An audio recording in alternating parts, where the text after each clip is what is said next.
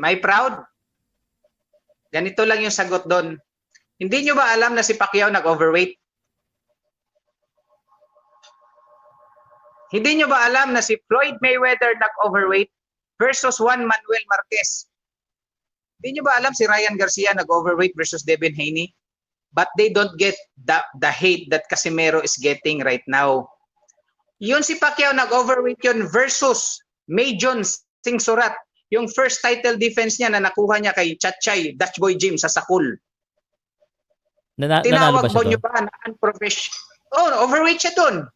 Nanalo siya? Tinawag nyo ba na unprofessional si Pacman? Nanalo siya? Ito pa pa. Nanalo siya ba doon? Nanalo? Talo siya doon. Nakao si Pacman doon. Kaya, may social media na ba doon? Oh, ito pa yung si Floyd panalo. Si Ryan Garcia panalo. Ito pa yung simple lang. Ang sagot dyan. Andun na overweight. Pero pinatawan siya ng rehydration clause na mas mahirap yun. Oo. Natalo rin. Tao.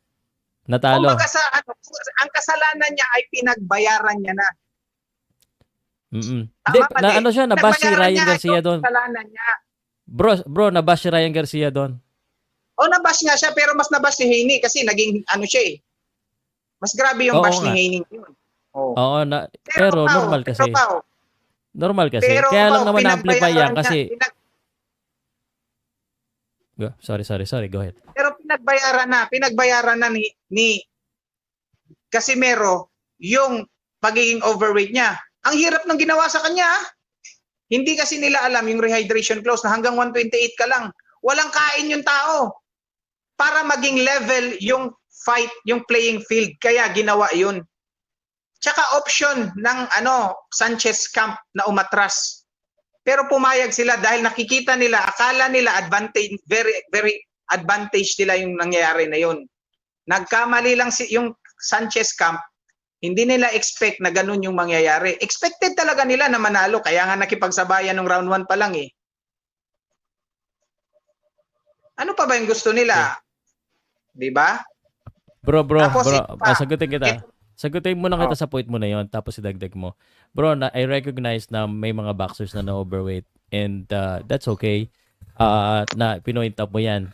So we don't know kasi hindi tayo part ng issue na yon kung nababash sila o hindi.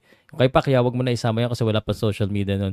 Kay Ryan Garcia, tsaka kay nag-ano ko sa Twitter. Sa Twitter kasi yung bash-bashan doon at tsaka yung mga analyst doon nagbabash din sa both camp. Now, the point of this is not whether Casimero has an advantage or a disadvantage. The point of this is that Casimero, meron siyang issue sa weigh-in for the longest time. Kaya yung mga tao, ayaw na nilang magka-issue.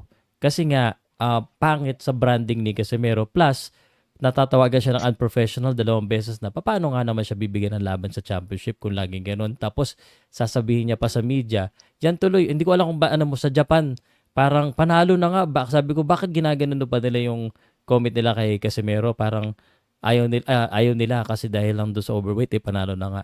Gets mo ba yung point ko? It's not because lamado o dihado. For me lang mas maganda nga na nagagalit yung boxing fans kay Casimero, yung boxing fans ng Japan kay Casimero eh. You know why? Because it would create a perfect villain to Naoya's greatness. You will create a perfect villain. Mas pero maganda bro, kasi sana billion sa loob. Wag sana do sa sa timbang kasi nakakabayan sa promoter na baka ilaban siya tapos hindi niya makuha yung timbang.